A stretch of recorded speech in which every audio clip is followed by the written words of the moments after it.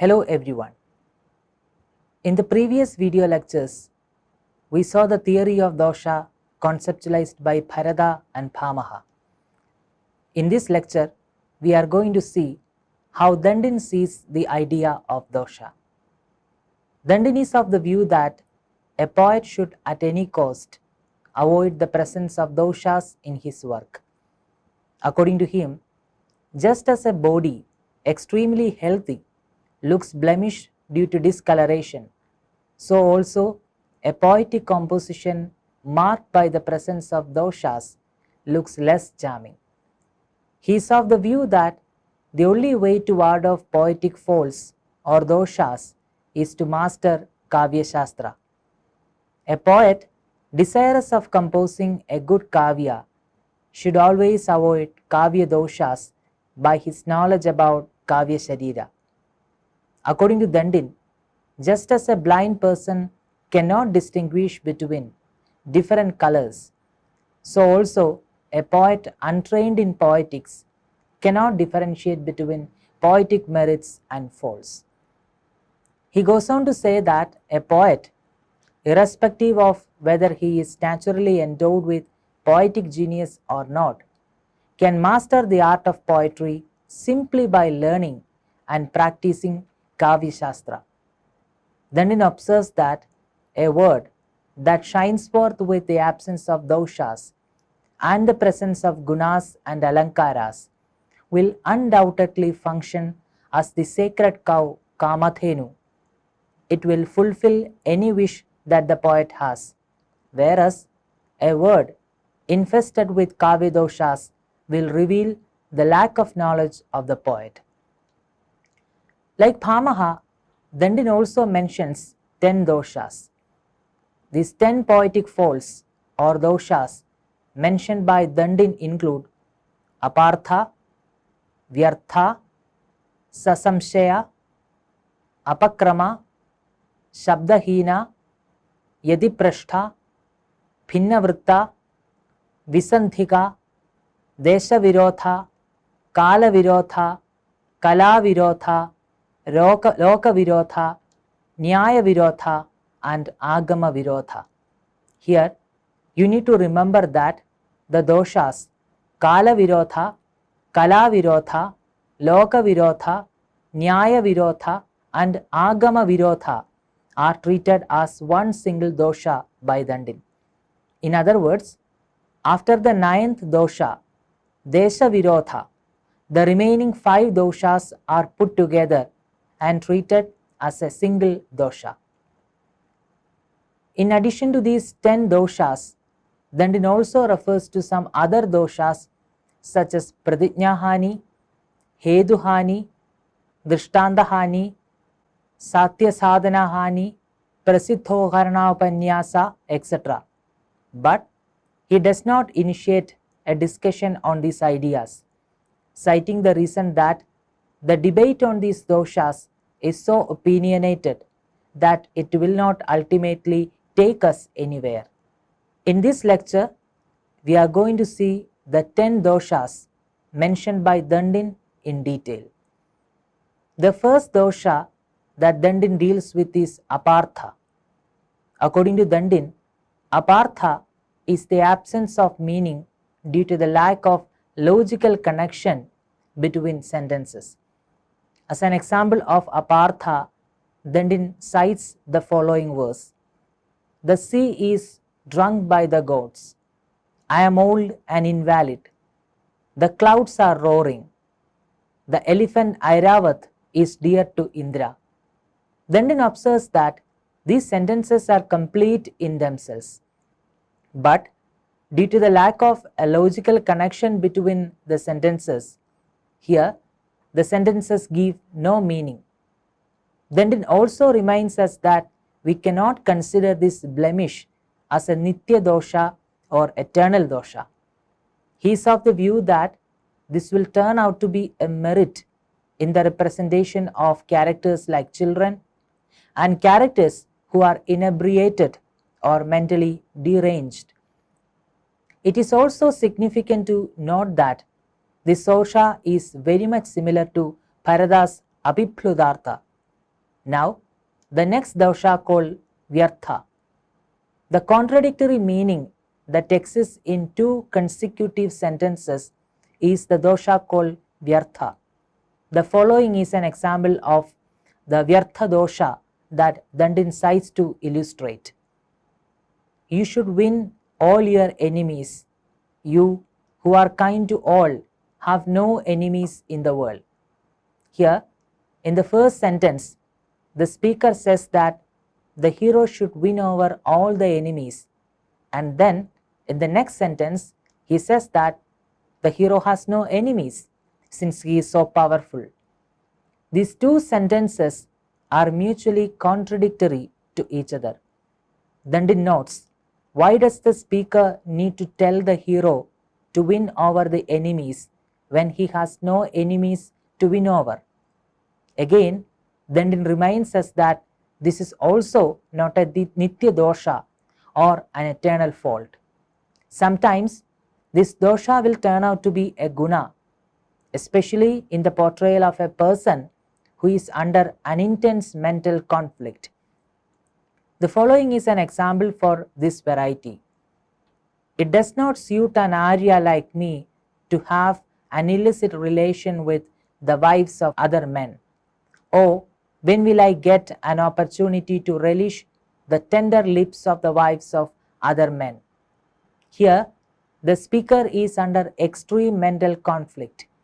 He wants to have a relation with other women, but at the same time, his family legacy as an Arya does not allow him to do it. This cognitive dissonance has driven him crazy, so he utters statements that are contrary to each other. In this context, says Daṇdin, this dosha will turn out to be a guna. The next dosha that Daṇdin wants to talk about is ekartha. We have already seen this dosha in Bharata and Pamaha. However, I will explain this once again for you. Ekartha is tautology or punarukti. The following is an example of ekartha that Daṇdin cites. The roaring clouds in the sky make the sad lady with the long hair sorrowful. In this example, the words sad and sorrowful convey the same message. The author should have just said, the roaring clouds in the sky make the lady with the long hair sorrowful. But by way of repeating the same idea twice, the poet has committed the poetic fault called ekartha. But then again reminds us that this is not a poetic blemish if it is used in a speech that is spoken to express emotions like pity, etc. The following is a verse that Daṇdin uses to substantiate this point. Alas, the beautiful lady is being tortured by pitiless Kama.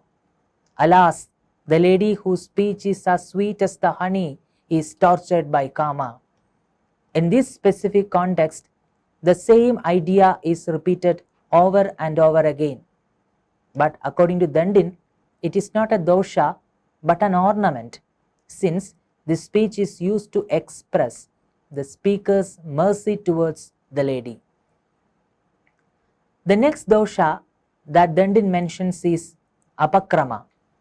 Apakrama is the absence of order. This is an example of apakrama. Glory to Shambhu, Narayana and Brahma, who do the cosmic functions of maintenance, creation and destruction.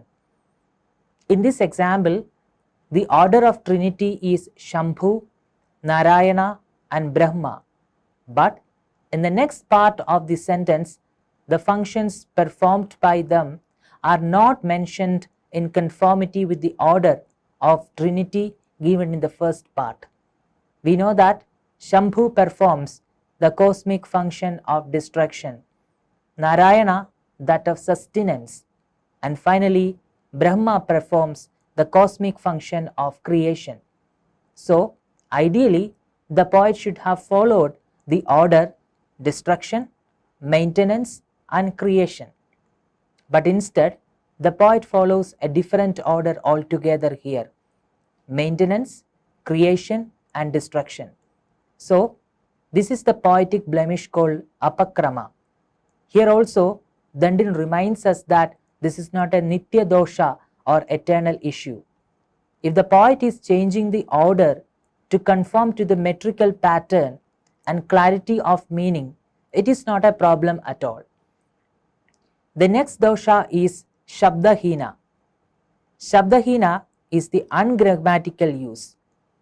Daṇdin observes that a Shabdahina usage will become acceptable if it is approved by the cultured people. Yadiphrashta, the next dosha that Daṇdin mentions, is the fault of deviation from the rules of metrical pose. Daṇdin is of the view that due to the dosha called Yadiphrashta, the poetic verses will turn out to be less melodious. The next dosha is Bhinnavritta. According to Bhamaha, the fault called Bhinnavritta occurs when the rules regarding the meter are not followed properly. The next dosha is called Visandhika. Visandhika is the absence of conjunctions or the necessary euphonic combination. After Visandhika, Daṇdin mentions Desha Virotha. What is Desha Virotha? We have already seen this variety in Bhamaha. Desha Virotha is the statements that are against the non-facts about places such as mountains, forests and nation. The following is an example of Desha Virotha statement that Daṇdin cites to illustrate this poetic fault. The Malaya mountains are decked up by the presence of the camphor trees. According to Daṇdin, we cannot find the camphor trees in the Malaya mountains. What we can find in the Malaya mountains is the sandal trees. Here goes one more example that Daṇdin cites. There are giant elephants in Kalinga. According to Daṇdin, the elephants are found not in Kalinga but in the island of Simhalas. Since this is a statement that goes against the well-known facts about the places, it can be considered the fault called Desha Virotha. Here goes one more example which is related to the nation. The land of Chola is endowed with the banks of the river Kaveri. Since the river Kaveri does not flow through the land of Chola, this is again an example of Desha Virotha. Daṇdin is of the view that even a Desha Virotha statement can at times turn out to be a very good poetic merit if properly used by the poet. Here goes an example given by Daṇdin where a Desha Virotha statement becomes poetic excellence. In consequences of the prowess of that king, his gardens became the home of the heavenly trees whose foliage furnished freshest garments to the ladies. Technically speaking, this is an example of the dosha called Desha Virotha because the heavenly trees are found only in the heaven. The reference to their presence on earth is a Desha Virotha fault. But here in this context, the author has used this reference to show the prowess of the king. So it is not a dosha in this context. The next dosha that Daṇdin refers to is the dosha called Kala Virotha. Kala Virotha is a statement that is against the well-known facts about time. Daṇdin gives a series of examples in this respect. For example, the swans sing during the rainy season. Daṇdin says that the swans never sing during the rainy season. Similarly, the summers are getting worse with the presence of rain clouds. It's a known fact that it is not possible for the rain clouds to appear during the summers. So, this statement is also an example of Kala Virotha. Daṇdin reminds us that, as we saw before, this can also become a poetic merit if properly used by a poet with proper skill. The following verse is an example of an instance where this dosha turns out to be a guna. The grating wind, presaging destruction of the kings, was blowing, shaking off the sprouts of the saptachhada trees along with the pollen of the kadamba. In this context, the war is happening in the season of autumn. So, the reference to the sprouts of the saptachhada trees is correct. Saptachhada trees bloom in autumn, but the kadamba trees never bloom in autumn. They bloom in the rainy season. So technically it is a kala dosha, but Daṇdin says that the reference to the destructive nature of the wind in this context of the portrayal of a war scene is extremely beautiful. So the dosha called kala virotha gets hidden in this context. The next variety of dosha is called kala virotha. What is kala virotha? Kala virotha is a statement which is against the accepted norms related to arts in Shastras. Daṇdin explains this poetic blemish in detail.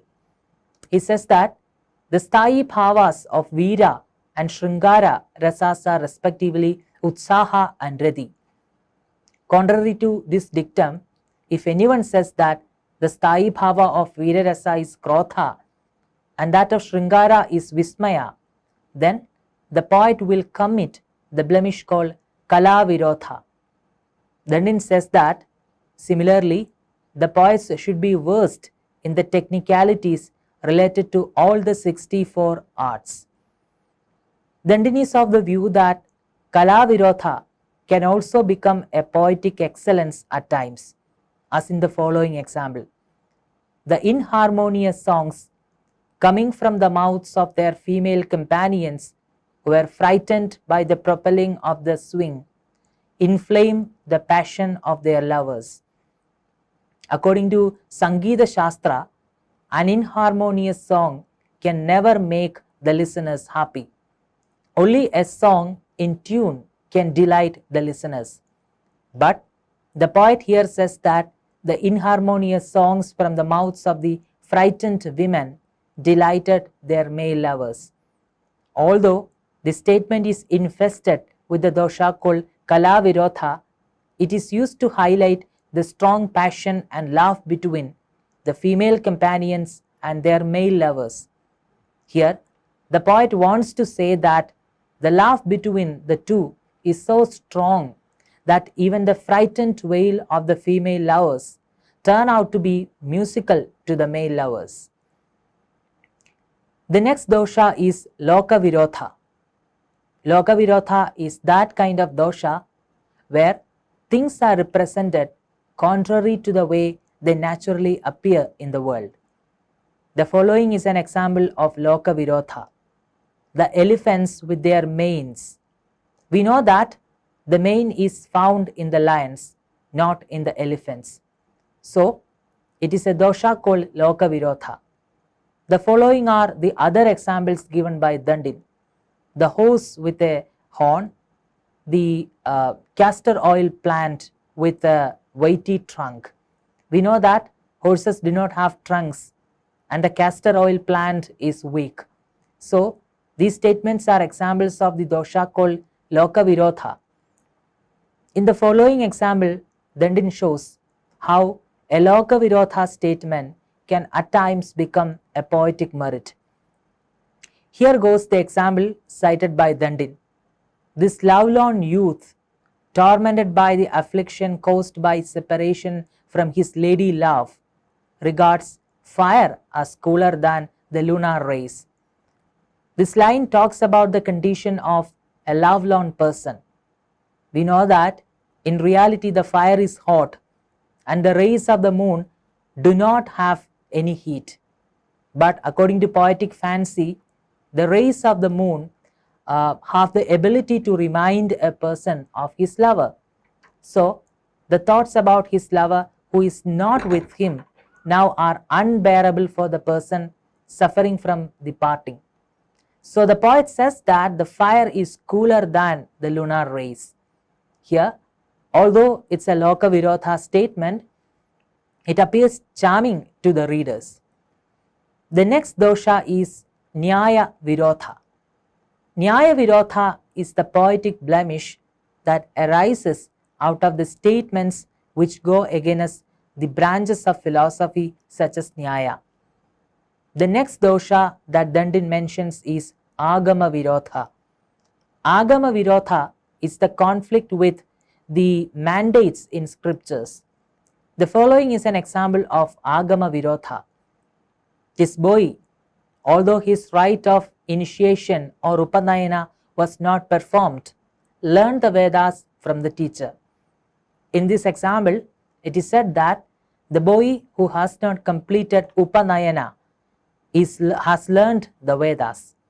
According to the teachings of Smriti, the Vedic education without Upanayana is not acceptable. So Daṇdin says that dosha called Agama Virodha is applicable here. Daṇdin also says that Agama Virodha is applicable only to the subjects related to human beings. For divine entities like deities, it is not a fault at all. He cites the following example to substantiate his point. The daughter of the Panchala king, although the wife of the 5 sons of Pandu, became the foremost of chaste ladies. Such is the divine dispensation. According to the rules set in the scripture, says Daṇdin, a woman having relations with many men is not a chaste woman at all. But in the case of divine entities, this rule is not applicable. At this point, we also need to note that many of these examples given by these theoreticians will look politically incorrect to the modern readers. So, now we have covered all the 10 doshas mentioned by Daṇdin. After elaborating on these 10 doshas, Daṇdin concludes his discussion with the following words. A person exercising his intellect along the method exhibited by the above prescriptions of Bharata and others secures enjoyment and wins fame, just like a young man in the company of many a wine-eyed lady seeking his company. These are the major points that we need to keep in our mind with respect to the theory of dosha mentioned by Daṇdin. I hope you have understood all the major points we have discussed so far. Thank you.